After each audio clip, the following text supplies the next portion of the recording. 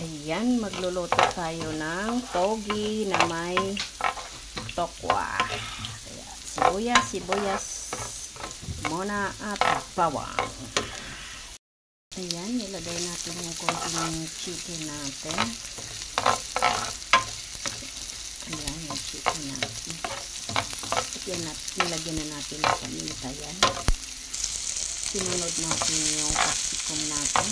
Optional lang naman yan, pero sa akin may natira kasi yung capsicum, kaya nilagay ko na lang din sa masisira pa. Diba? Kaya ayan, isusunod din natin yung sibuyas dahunan.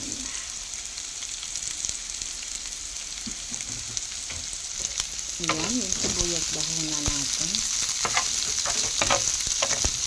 Parang i-stir fry ko lang sila. Saka natin ilalagay yung munggo sprout natin. Okay. Ayan, nilagay na natin yung munggo sprout natin. At ayan, hinalo-halo natin ng konti. Okay. Maliit pala yung ano ko. Frying pan ko. Pero sige lang.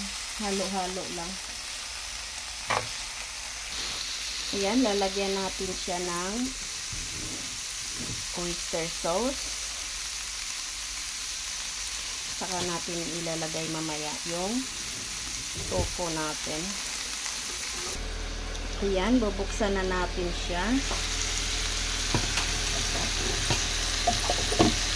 Ano lang ang ano ko dito, yung hindi ko siya sasabawan kasi nagtutubig siya, oh.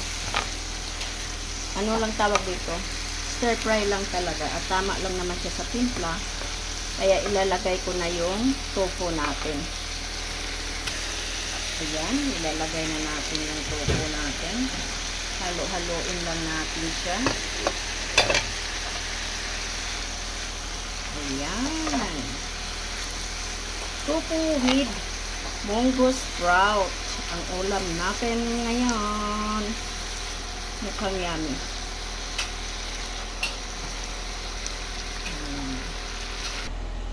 Yan na, luto na siya. Parang pansit. O, diba? Ang sarap ng ulam ko. Diba? Ayan.